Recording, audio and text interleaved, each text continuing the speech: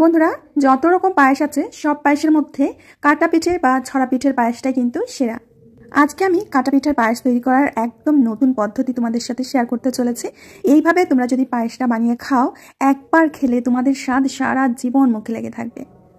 বন্ধুরা, আশা করছি আজকের রেসিপি তোমাদের অনেক অনেক ভালো লাগবে। ভালো লাগলে বন্ধুদের সাথে শেয়ার করার অনুরোধ রইল। তাহলে চলো রেসিপিটা শুরু করা যাক। সবার প্রথমে পিঠা বানানোর জন্য আমি নিয়েছি 1 বাটি চালের গুঁড়ো। একটা কড়ার মধ্যে পরিমাণ মতো জল দিয়ে দিতে হবে। এখানে আমি 1 লিটার জল দিয়ে দিচ্ছি এখানে 1 চামচ মতো লবণ। এখন জলটাকে খুব ভালো করে ফুটিয়ে নিতে হবে। জলটা ভালো করে না ফুটলে কিন্তু চালের গুঁড়োটা ভালো করে সিদ্ধ হবে না। এর জন্য গরম জলটাকে বেশ ভালো করে প্রথমে ফুটিয়ে নিতে হবে। এখন আমরা যে চালের গুঁড়োটা রেখেছিলাম সেই চালের গুঁড়োটা অল্প অল্প করে দিতে হবে, আর এইভাবে অনবরত নাড়তে থাকতে হবে। ঠিক তোমাদের যেমনটা দেখাচ্ছি এইভাবে অনবরত নাড়বে। এই সময় গ্যাসের আঁচটাকে মিডিয়াম করে রাখবে।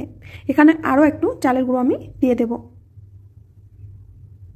চালের গুঁড়োটা ঠিকভাবে সিদ্ধ না হলে মাখার সময় কিন্তু হাতে লেগে যাবে। এর জন্য একটু সময় নিয়ে এই কাজটা করে নিতে হবে। আর জলটা বেশ ভালো করে ফুটিয়ে নেওয়ার পরেই কিন্তু চালের গুঁড়োটা জলের মধ্যে দিতে হবে। তো বন্ধুরা, দেখতে পাচ্ছ নাড়তে নাড়তে আমাদের 1 কড়াই ভরে গেছে, মানে চালের গুঁড়োটা সিদ্ধ হয়ে বেশি বেড়ে গেছে, এর জন্য কড়াই ভরে গেছে। তো দেখতে পাচ্ছ চালের গুঁড়োটা আমার সিদ্ধ করে নেওয়া হয়ে গেছে। এটাকে ঢাকা দেবার কোনো প্রয়োজন নেই। এইভাবে সরাসরি আমরা একটা থালার মধ্যে দিয়ে দেব। তো আমি একটু হাত দিয়ে চেক করে নিচ্ছি গুঁড়োগুলো ঠিকভাবে সেদ্ধ হয়েছে কিনা। এখন একটা থালার মধ্যে এগুলো নিয়ে নিচ্ছি। অনেকটা চালের গুঁড়ো সেদ্ধ করেছি, তো একসাথে এক থালার মধ্যে মাখা যাবে না। আমি অর্ধেকটা থালার মধ্যে নিয়ে নিচ্ছি, আর বাকি অর্ধেকটা আমি আলাদা মেখে নেব। তো এখন এই ধোয়া ওরা গরম গরম অবস্থায় কিন্তু চালের গুঁড়োটা খুব ভালো করে ঠেসে ঠেসে মেখে নিতে হবে।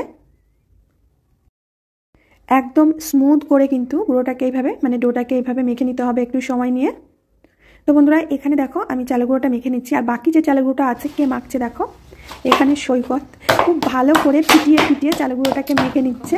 ও বলছে মা আমি অর্ধেকটা মেখে দিচ্ছি, দাও। দেখো ও মেখে নিচ্ছে, তো পারবে না, এটা আমি পরে আবার মেখে নেব। আমি যে যতটুকু নিয়েছি সেইটুকু খুব ভালো করে আগে মেখে নিচ্ছি। এবার একটা ভিজে তাওয়াল দিয়ে এইভাবে ঢেকে রাখবো। অবশ্যই এই কাজটা করবে বন্ধুরা, নাহলে বাইরেটা শক্ত হয়ে যাবে।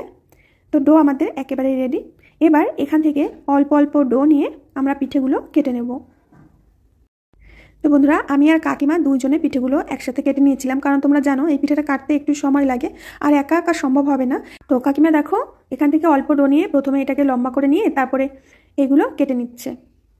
তো দেখতেই পাচ্ছ কত সুন্দর করে একটা একটা করে চুষি পিঠাগুলো তৈরি হয়ে যাচ্ছে। একদম সহজ, দেখতে পাচ্ছ কাকিমা বেশ তাড়াতাড়ি করে কিন্তু পিঠাগুলো কেটে নিচ্ছে। আমি এত তাড়াতাড়ি পারি না, কাকিমা যত তাড়াতাড়ি পারে এতটা তাড়াতাড়ি করে আমি করতে পারবো না। তো আমি একটু ধীরে ধীরেই করি।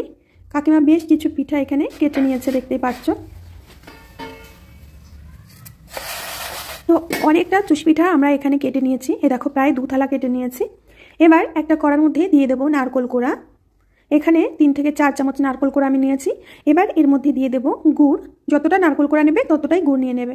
এবার গুড় আর নারকোল কোড়াটাকে একসাথে মিশিয়ে একটু ভেজে নিতে হবে। বন্ধুরা, আমি যেভাবে আজকে রেসিপিটা দেখাচ্ছি তোমরা এইভাবে করো, দেখবে যে ভীষণ ভালো লাগবে খেতে।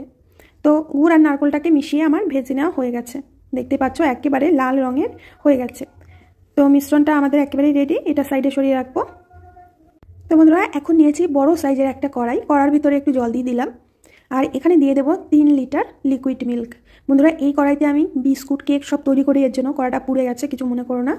পুড়ে কালো হয়ে গেছে, মাজলেও এটা পরিষ্কার হয় না, মানে ওই দাগগুলো ওঠে না। এখন দিয়ে দেবো খেজুরের গুড়। এখানে আমি 7 থেকে 800 খেজুরের গুড় নিয়েছি। মিষ্টিটা তোমাদের পরিমাণ বুঝে দেবে। এবার গ্যাসের আঁচটাকে জ্বালিয়ে দেবো। ঠান্ডা দুধের মধ্যেই কিন্তু খেজুরের গুড়টা দিতে হবে। অনেক সময় দেখা যায় যে ফুটন্ত দুধের মধ্যে খেজুরের গুড় দিলে দুধটা কেটে যায়। তো এর জন্য আমি ঠান্ডা দুধে দিয়েছি, আর দিয়ে দিলাম 1 চামচ মতো লবণ। এবার লবণ আর গুড়টা দিয়ে দুধটাকে খুব ভালো করে জাল করে নিতে হবে মিনিট 10 সময় নিয়ে। প্রায় 10 মিনিট সময় নিয়ে প্রথমে দুধটাকে জাল করে নেব। বন্ধুরা, এখান থেকে এখন কিছুটা দুধ আমি তুলে রাখছি অন্য একটা বাটিতে। একদম পারফেক্ট পায়েস আজকে তৈরি করব। এটা তোমরা একদিন খেলে এর স্বাদ কিন্তু সারা জীবন জিভেই লেগে থাকবে।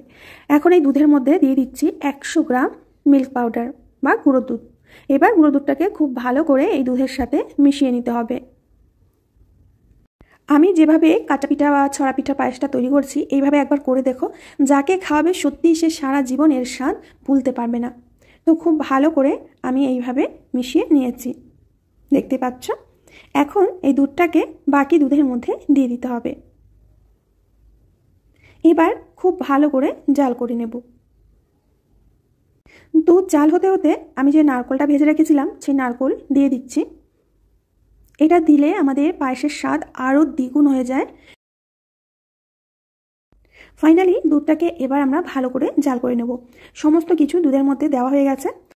দুধটা যত ভালো করে জাল করবে পায়েসটা কিন্তু খেতে ততটাই সুস্বাদু লাগবে। দুধ ভালো করে জাল না করলে পায়েসটা খেতে ততটা ভালো লাগবে না। তো দুধটাকে আমি বেশ কিছুক্ষণ ধরে জাল করে নিয়েছি। এবার যে চুষি পিঠাগুলো কেটে রেখেছি সেই পিঠাগুলো দুধের মধ্যে দিয়ে দিচ্ছি। এক পাশ দিয়ে দিতে হবে আর অন্য হাত দিয়ে এইভাবে নেড়ে দিতে হবে যাতে দলা না পাকিয়ে যায়। সমস্ত পিঠাগুলো আমি দিয়ে দিয়েছি। এবার এইভাবে আলতো হাতে নাড়াতে হবে আর গ্যাসের আঁচটাকে একদম এখন চড়িয়ে দিতে হবে, মানে হাই ফ্লেমে পিঠাগুলো রান্না করে নিতে হবে।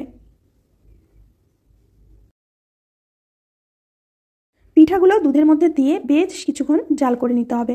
দেখতে পাচ্ছ কেমন করে ফুটছে, এরকম কিন্তু ফোটাতে হবে। এবার একটুখানি দুধের মধ্যে দিয়ে দেবো 1 চামচ চালের গুঁড়ো। এখানে আমি 1.5 চামচ মতো চালের গুঁড়ো দিয়ে দিয়েছি। তো চালের গুঁড়োটাকে খুব ভালো করে এইভাবে প্রথমে গুলে নিতে হবে। এবার এই পায়েসের মধ্যে এই দুধটাকে দিয়ে দেব। এতে করে পায়েসের স্বাদটা যতটা বেড়ে যাবে আর এটা ঘনও হবে। এবার খুব ভালো করে নেড়ে চেড়ে দুধটাকে মিশিয়ে দিয়ে আবারও আমরা 4 থেকে 5 মিনিট মতো জাল করে নেব। আর তোমরা দেখতে পাচ্ছ বন্ধুরা, পায়েসটা ধীরে ধীরে ঘন হতে শুরু করেছে।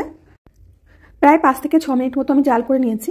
এখন পায়েসটা কিন্তু একেবারেই রেডি। তোমরা যতটা পাতলা দেখতে পাচ্ছ এতটা পাতলা কিন্তু থাকবে না। যখন ঠান্ডা হবে তখন কিন্তু এটা আরও ঘন হয়ে যাবে। তো এইটুকু পাতলা অবস্থায় কিন্তু নামিয়ে ফেলতে হবে, না হলে কিন্তু একদম ঘন হয়ে যাবে। একটু ঠান্ডা হবার পরে তোমাদের আমি দেখিয়ে দিচ্ছি। এই দেখো পায়েসটা ঠিক কতটা পাতলা রয়েছে। একটা পাত্রের মধ্যে আমি নামিয়ে দেখাচ্ছি তোমাদের। আর এতটা পাতলাও কিন্তু থাকবে না, যখন ঠান্ডা হবে এর থেকে কিন্তু আরও গাঢ় হয়ে যাবে। অবশ্যই একটু পাতলা অবস্থায় নামিয়ে নেবে। এখন এর উপর থেকে আমি কিছুটা নারকেল ভাজা দিয়ে দিচ্ছি। এটা দেখতেও সুন্দর লাগবে আর খেতেও বেশ ভালো লাগবে। এবার বন্ধুরা তোমাদের একটা চামচ দিয়ে আমি দেখিয়ে দিচ্ছি যে পায়েসটা কতটা লোভনীয় হয়েছে। আমার কাছে এই পায়েসটাই সেরা পায়েস, আমার ভীষণ পছন্দের। তো বন্ধুরা আশা করছি আজকের পায়েসের রেসিপিটা তোমাদের অনেক পছন্দ হয়েছে। পছন্দ হলে বন্ধুদের সাথে শেয়ার করবে। আমি আজ এখানেই বিদায় নেব, আবার আসবো নতুন রেসিপির সাথে। ততক্ষণের জন্য সবাই ভালো থেকো, সুস্থ থেকো, সকলকে সুস্থ রেখো।